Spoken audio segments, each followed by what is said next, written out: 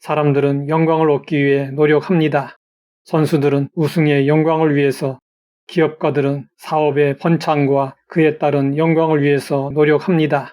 그러나 이 모든 영광과 비교할 수 없는 최고의 영광이 있습니다. 그 영광은 예수 그리스도의 은혜로 구원을 얻고 하나님 아버지의 자녀가 된 성도들에게 주어질 영광입니다. 우리는 하나님의 영광을 누릴 수 있는 자격을 얻었습니다. 그러면 하나님의 영광은 무엇일까요?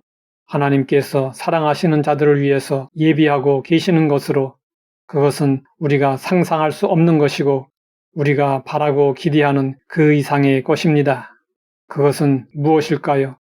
예수님은 죄인된 우리를 위해서 십자가에서 죽으시고 부활하심으로 죄와 심판에서 구원하시고 하나님 앞에서 우리를 의롭게 여김을 받게 하시고 그 의로 하나님과 화목하게 하시며 영원한 하나님의 나라를 기업으로 얻게 해주셨습니다. 우리는 머지않아 영광의 하나님 앞에 서게 될 것입니다. 사람들은 대통령 앞에 부름을 받고 악수라도 한번 하게 되면 무한한 영광으로 여기며 기뻐하고 자랑스러워합니다.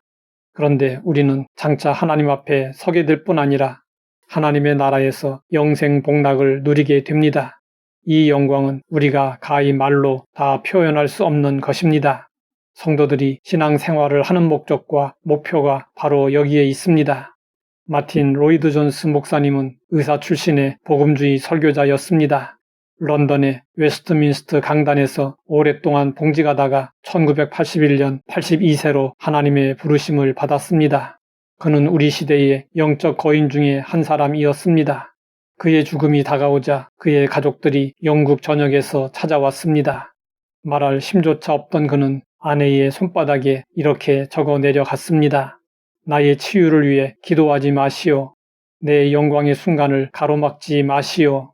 이 세상에서 누리는 영광은 잠시 잠깐입니다. 그러나 하늘나라에서 누리게 될 영광은 영원 무궁합니다.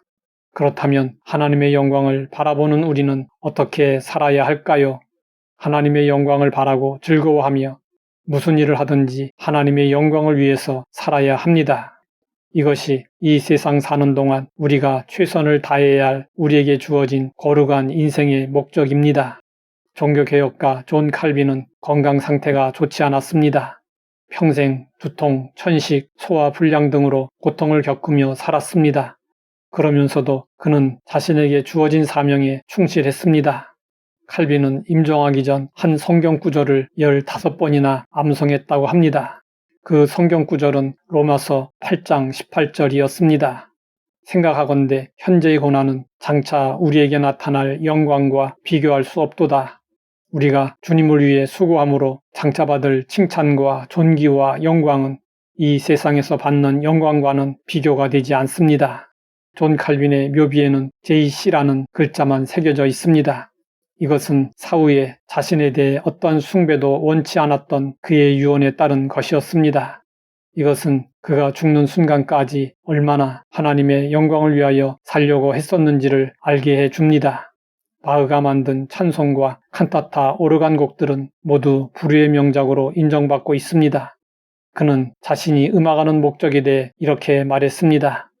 음악의 유일한 목적은 하나님의 영광을 위하는 것이며 인간의 영혼을 깨우치는 것이어야 한다. 바흐는 항상 그의 작품 앞에 오직 하나님의 영광을 위하여 라고 적었고 작품 마지막에는 예수 그리스도의 도움으로 라는 말을 적었습니다. 이것은 단순한 종교적 장식이 아니라 그의 진실된 신앙 고백이었습니다.